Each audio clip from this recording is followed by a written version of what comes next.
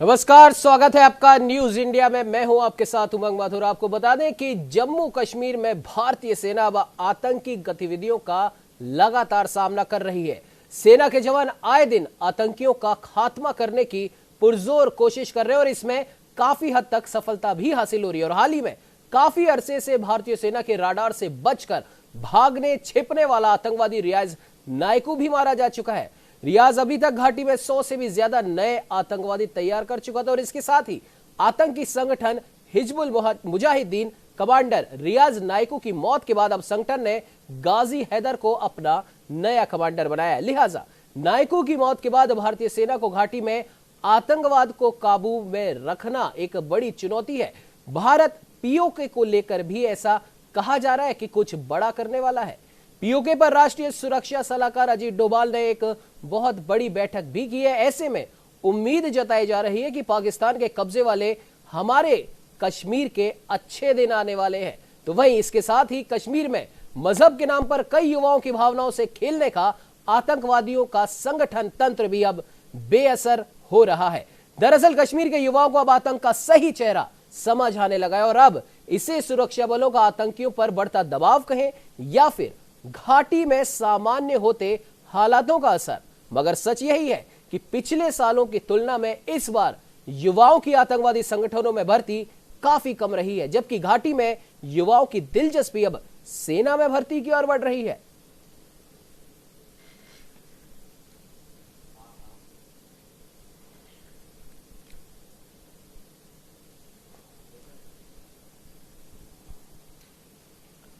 वही अगर बात की जाए आतंकवाद और इसके खात्मे की, तो इसको लेकर केंद्रीय गृह मंत्री अमित शाह का कुछ दिनों पहले दिया गया आपको एक वक्तव्य भी सुनाते हैं। जब मैं जम्मू और कश्मीर बोलता हूं तो पीओके इसके अंदर ही आता है। एक सेकंड भाई, सुनिए तो आप मुझे बोलने नहीं देंगे।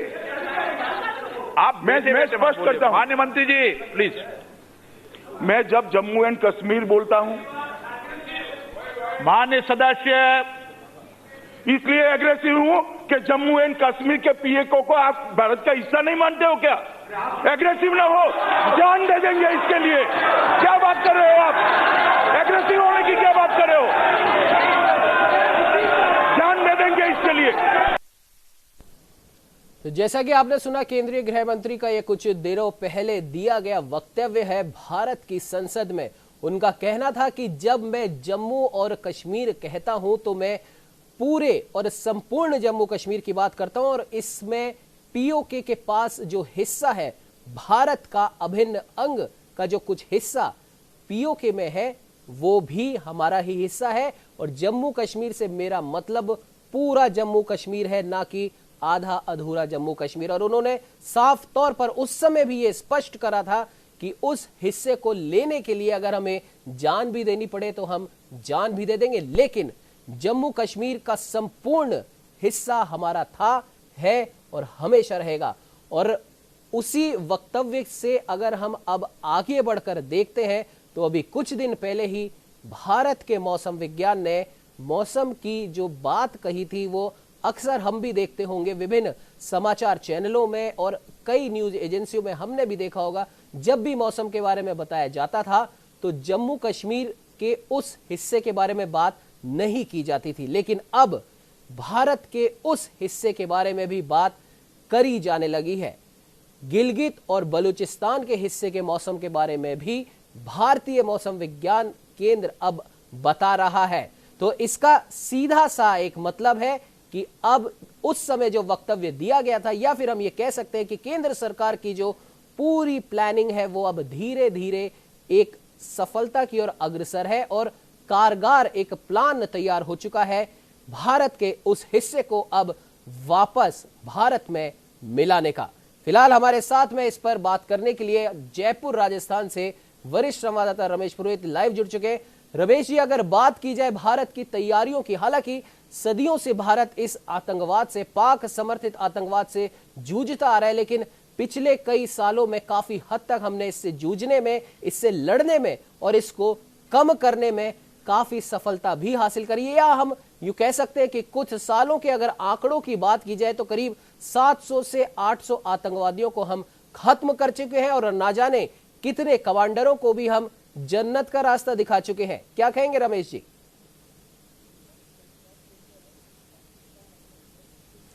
उमंग, सही बात तो यह है कि पाकिस्तान अपने जन्म के साथ ही जिस तरह का जो बैर और दुश्मनी का जो है माहौल बना के रखा है, सीधे सीधे वह हिंदुस्तान से कभी भी युद्ध में जीत नहीं सकता। तो करगिल के युद्ध के बाद में उसने जो छद्म युद्ध जो जारी रखा, जिसमें कि आतंकवादियों को भारत में प्रवेश करवाकर कश्मीर को अशांत बनाए रखना, वह उसमें काफ़ी हद तक सफल भी रहा। लेकिन 2014 के बाद में मोदी सरकार की जो आतंकवाद के खिलाफ जीरो टॉलरेंस जो पॉलिसी अपना रखी है, उसी का ही परिणाम है कि पहले 5 साल के कार्यकाल को देख लें और अभी जो उनका जो सेकंड टर्म चल रहा है उसके शुरुआत में भी देख लें, आतंकवाद के खिलाफ उसने कभी भी किसी भी प्रकार का कोई समझौता नहीं किया। यही वजह है कि आतंकवादियों को शूट एंड साइट की जो पॉलिसी अपना के रखी थी, उसी का ही नतीजा है। और दूसरी बात इसके आगे बढ़कर के कि 370 धारा हटाने के बाद में कश्मीर का जो एक नया रूप और स्वरूप उभर करके सामने आया, उसमें युवाओं की जो मानसिकता बदलती जा रही है। और आज की अगर आप बात करें तो वहाँ का जो युवा वर्ग है वह सकारात्मक और रचनात्मक गतिविधियों की ओर ज़्यादा बढ़ा है, जिसमें कि जो सेनाओं में चाहे भर्ती हो या वहाँ की अभी हाल ही में जो स्थानीय सरकारों के लिए जो चुनाव हुए थे, उसमें भी युवाओं ने बढ़ चढ़ करके जो है भाग लिया और अपनी भागीदारी निभाई। तो ये जो अभी वहाँ पर जो चल रहा है वह माहौल एक अलग तरह का है, जिससे कि पाकिस्तान हमेशा से खार खाया रहता है।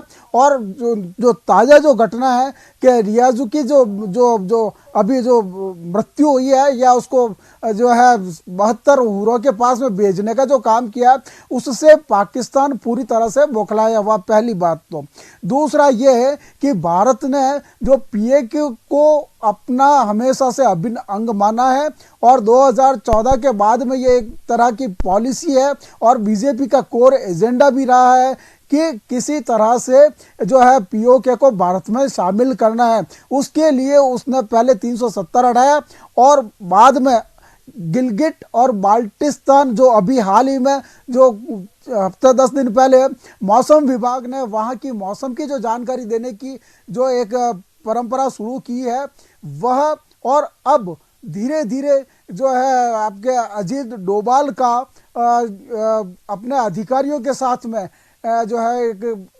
मीटिंग करना, यह इस बात का संकेत है कि बहुत जल्द, कोई ज़्यादा लंबा वक्त नहीं गुजरेगा, POK जो है भारत का हिस्सा बनेगा। मतलब कि वहाँ की जो भौगोलिक डेमोग्राफी जो है वो जल्द ही बदलने वाली है। यह तो मैं आपको थोड़ा सा और बता दूं कि अगर कोरोना क्राइसिस नहीं होता और ये 5-6 महीने जो भारत को इस जो मोर्चे के ऊपर अपनी जो ताकत लगानी पड़ी है, कहीं वो जो है उस एनर्जी का जो डाइवर्जन इधर हो गया। अन्यथा POK जब अमित शाह की आपने अभी जो जिक्र कर रहे थे कि वह जो है POK भारत को लेकर ही रहेंगे, हम इस कितने गंभीर हैं। संसद में, लोकसभा में उन्होंने इस बात को पुख्ता तरीके से और मजबूती से रखे, तो संकेत तो ये समझ में भी आ गया था कि मोदी सरकार 2 जो है किसी तरह से अब इस विषय पर काम करेगी और उसके जो नतीजे हैं वो स्टेप बाय स्टेप आने लगा, जैसा कि गिलगिट और बाल्टिस्तान का हुआ है। तो कुल मिलाकर के मोदी सरकार इस कोरोना, वो अभी जो है आज के हालात की अगर बात करें तो वह कई मोर्चों पे युद्ध लड़ रही है, आंतरिक भी लड़ रही है, बाह्य स्तर पर तो पाकिस्तान का जो छद्म युद्ध है और चाइना का अभी जो समाचारों से जो ज्ञात हुआ है कि वहाँ पे भी अभी पिछले दिनों जो है सेना आमने सामने खड़ी हो गई थी। तो और चीन हमेशा से भारत को चारों ओर से घेरता रहा है। तो एक तरफ चाइना फ्रंट है, दूसरी तरफ पाकिस्तान फ्रंट है और बाह्य जो है अशांत वातावरण के साथ साथ में जब हिंदुस्तान में कश्मीर जो एक ज्वलंत समस्या के रूप में इतने सालों से उभर करके सामने आ रही थी, तो भारत की जो पूरी ताकत है वह इन्हीं क्षेत्रों में जो है क्या कहना चाहिए सुधार के लिए लग रही थी। अब कम से कम कश्मीर जो है वो शांत इलाका हो चुका है। अब कश्मीर से आगे बढ़ने का जो मोदी सरकार का जो एक निर्णय है वह धीरे धीरे अपने उस निर्णय पर काम कर रही है।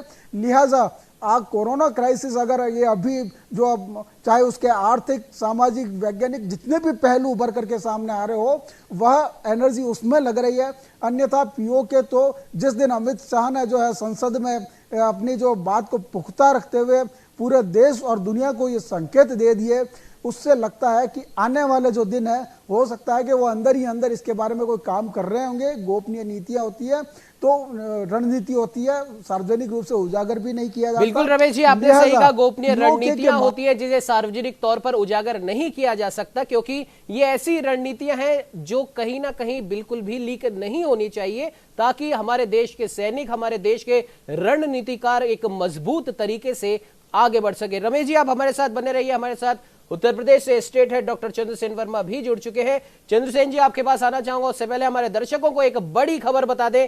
आज रात 8 बजे प्रधानमंत्री नरेंद्र मोदी देश को संबोधित करेंगे। हो सकता है कल जो हुई उनकी जो वीडियो कॉन्फ्रेंसिंग हुई सभी मुख्यमंत्रियों के साथ में, आज भी ये मीटिंग होनी है। उसके बाद में किस डिसीजन पर वो पहुंचते, क्या लॉकडाउन 4 आएगा या फिर अब लॉकडाउन नहीं होगा, इन तमाम बातों के जवाब देंगे प्रधानमंत्री नरेंद्र मोदी आज रात 8 बजे।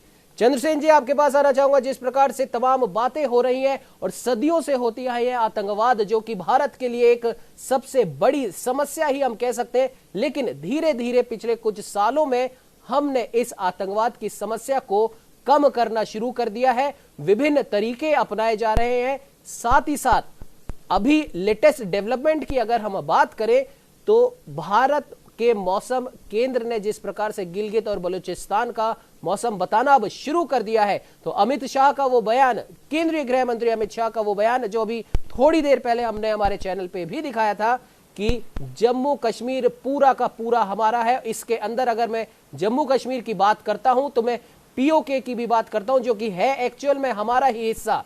तो क्या कुछ हम मायने इसके लेकर चल सकते हैं, इस चीज को ध्यान में रखते हुए कि कम से कम 800 से भी ज्यादा आतंकवादियों का भारतीय सेना सफाया कर चुकी है। चंद्रसेन जी, उमंग, पाकिस्तान के लिए ये करो या मरो की स्थिति है। याद कीजिए कि आर्टिकल 370 के बाद लगभग 9 महीने पूरे हो गए हैं और पाकिस्तान की सरकार और पाकिस्तान की सेना और आतंकी समूह जबरदस्त दबाव में हैं। ऐसे समय में वो जम्मू कश्मीर में एक तरफा सामाजिक परिवर्तन पर कूटनीति के रूप में समर्थन जुटाने के लिए अपनी दिल्ली की ओर देख रहे हैं कि यहाँ पर किस तरह की मीटिंग चल रही है। उनकी सांसें और उनकी धड़कन बढ़ी हुई है क्योंकि उनको मालूम है कि वो प्रधानमंत्री नहीं है कि जब नाराज होते हैं तो चिट्ठी लिखते हैं।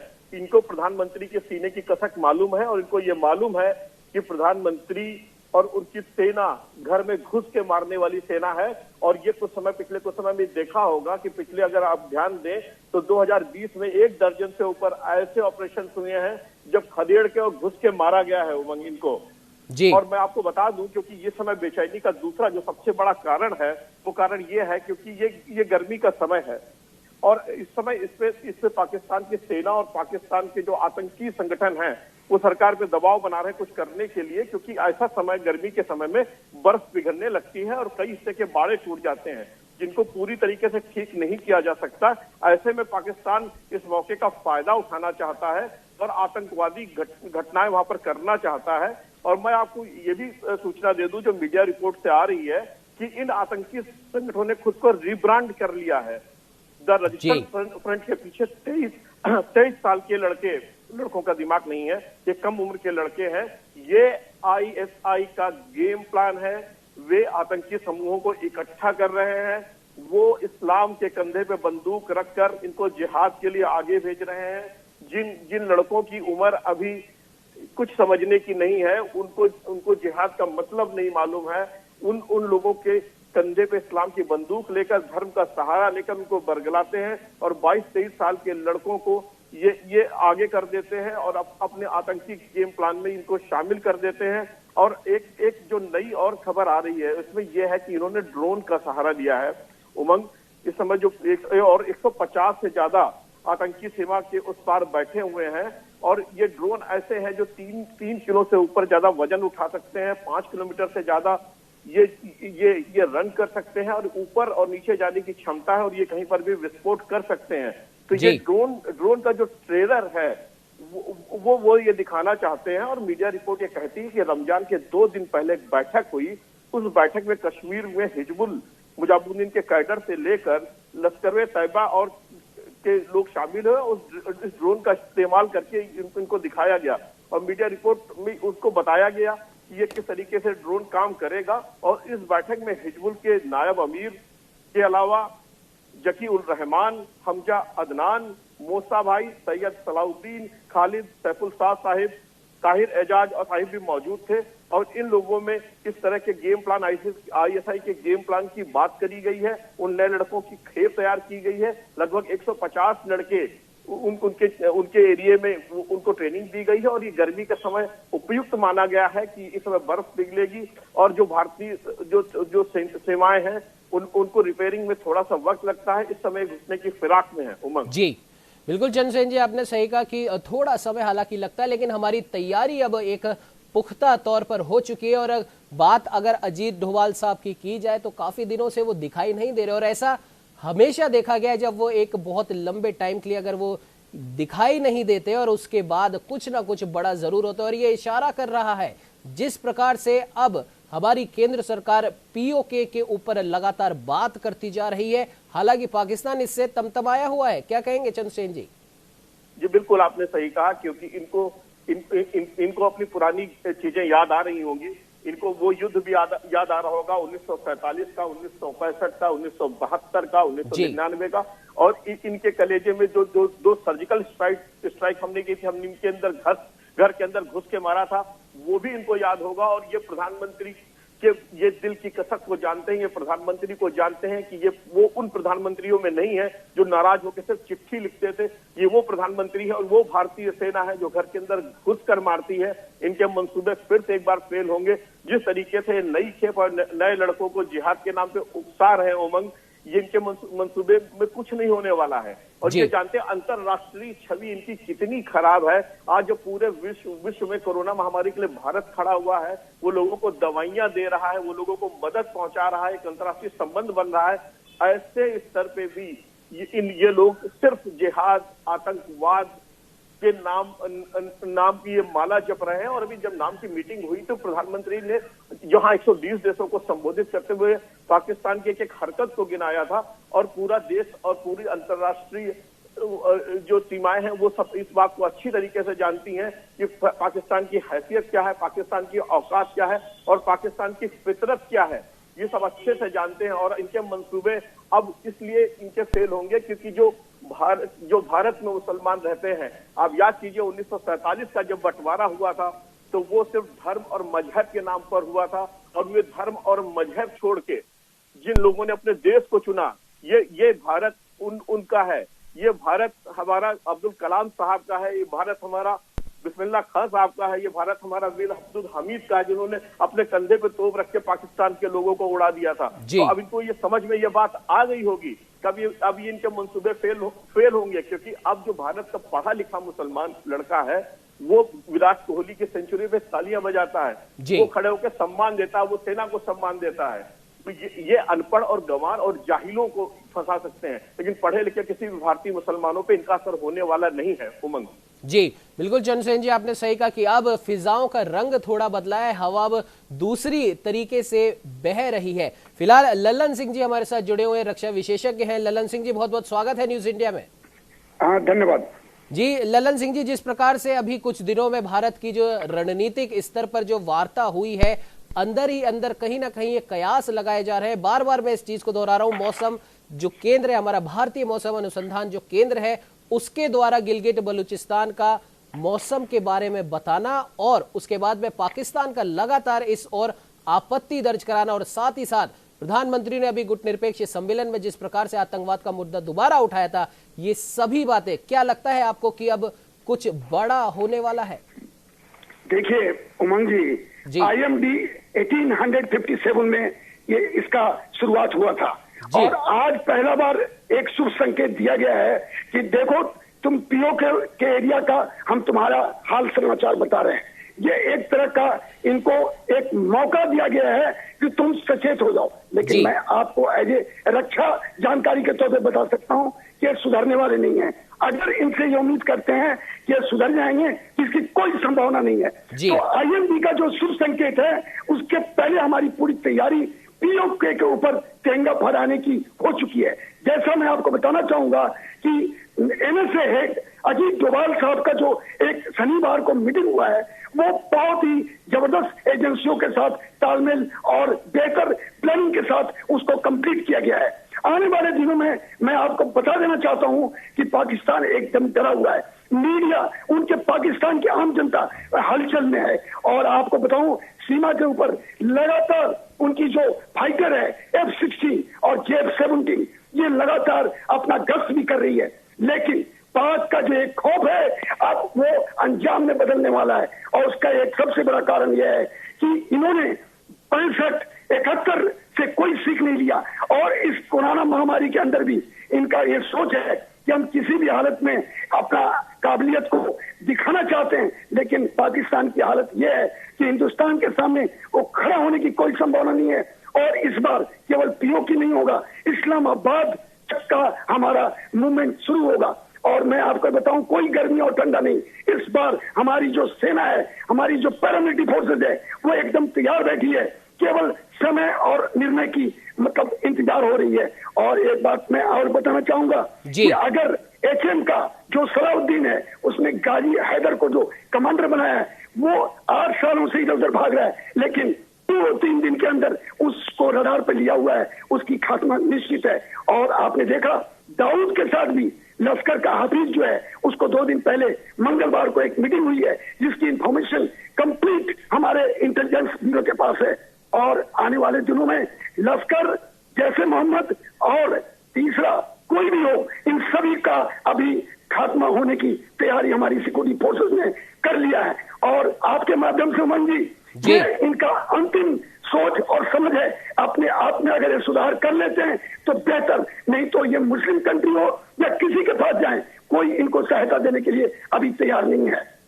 जी बिल्कुल ललन जी, आपने सही कहा। और जिस तरीके से पिछले कुछ महीनों के जो अगर हम सभी चीजों पर गौर से अगर नजर करें तो इशारा एक ही तरफ की ओर इंगित करता है कि भारत की स्थिति एक तो अंतर्राष्ट्रीय समुदाय में काफी स्ट्रांग हुई है और दूसरा कोरोना के संकट काल में हम कह सकते हैं कि जैसा कि पहले भी हम सभी ने कई प्रकार की भविष्यवाणियां भी सुनी होंगी, हालांकि भविष्यवाणियों पे अगर हम नहीं भी जाएं तो जिस हिसाब से हर भारतीय के मन में पुराने भारत की जो याद ताजा है किताबों के माध्यम से और जो भी इंटरनेट पर सामग्री मौजूद है उस माध्यम से एक भारत की छवि विश्व गुरु वाली, कोरोना के इस संकट काल में भारत ने अपनी उस विश्व गुरु की छवि को और भी ज्यादा मजबूत किया है। जिस प्रकार से पूरी दुनिया के देश इस समय लगभग सभी भारत की ओर एक आस लगाए बैठे हैं कोरोना से जूझने के लिए।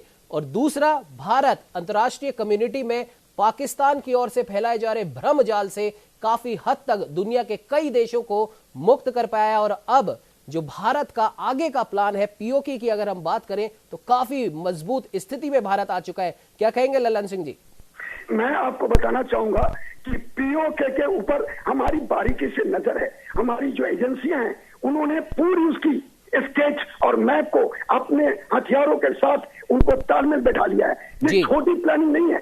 अजीत डोभाल का जो सैटरडे का मीटिंग है वो एक बेहतर अंजाम के लिए की गई थी और इसकी जानकारी भी पाकिस्तान को हो चुका है। वो यूएसए में भी दौड़ रहा है और मुस्लिम कंट्रियों को भी हाथ जोड़कर अपने लिए समर्थन मांग रहा है। लेकिन कोई भी देश उसको जानता है कि उस्मा बिन लादेन को रखने वाला ये अफगानिस्तान है, अगर इसको साथ दिया गया तो विश्व के लिए खतरा होगा। मैं आपको एक चीज और बताना चाहूंगा कि जो तालिबान है वो भी भारत से मदद की उम्मीद में अपना एक बयान भी दिया है। और तालिबान अगर हमारे भारत की तरफ देख रहा है तो आने वाले दिनों में मैं आज आपको रक्षा जानकारी के तौर पर बताना चाहता हूँ कि पाकिस्तान एकदम दुनिया में अलग थलग हो जाएगा और इसका काम ही चलता है आतंक से। ये जितना भी कोशिश कर ले, अभी हमारी जो फोर्सेज है एक स्पेशलाइज्ड फोर्स को पैरा के साथ तैयार कर रही है सीमा पे एलओसी के ऊपर, और हमारी नजर उनके फाइटर के ऊपर भी है। लेकिन अभी हम केवल सचेत हैं और समय को पहचानने की कोशिश कर रहे हैं, लेकिन पीओके तो हमारा पक्का इस बार तिरंगा फैलेगा। लेकिन साथ साथ हम इस्लामाबाद की तरफ भी बढ़ेंगे और 1978 का जो 2 टुकड़ा था इस बार 4 टुकड़ों में बंटना है। ये मैं आपके माध्यम से बताना चाहता हूं, क्योंकि ये सिचुएशन अंतिम है और लगातार इस तरह का घाटी में जो ये अपना हरकत और कारोबार कर रहे हैं। और साथ साथ एक चीज और याद रखिएगा, चीन भी इसको थोड़ा बहुत अप्रत्यक्ष रूप से मदद कर रहा है, जिसमें सिक्किम नाथुला में और अभी 5 मई को जो हमारा लद्दाख के अंदर में समस्या आया है, उसका एक कारण है वो हमें एक तरह से डिस्टर्बेंस करना चाहता है। लेकिन चीन को भी पता है कि 1962 का ये भारत नहीं है। भारत के पास आज वो स्थिति है कि वो किसी भी देश को अपना मुकाबला सेल्फ कंटेन के तौर पे कर सकता है। और जी बिल्कुल ललन जी, आपने सही कहा कि ये 1962 का ये भारत नहीं है और चाइना भी इसको बखूबी समझ चुका है। फिलहाल आप तीनों से गुजारिश, आप हमारे साथ बने रहिए। बुलेटिन में वक्त हो चला है एक छोटे से ब्रेक का। ब्रेक के बाद इस चर्चा को यूं ही जारी रखेंगे।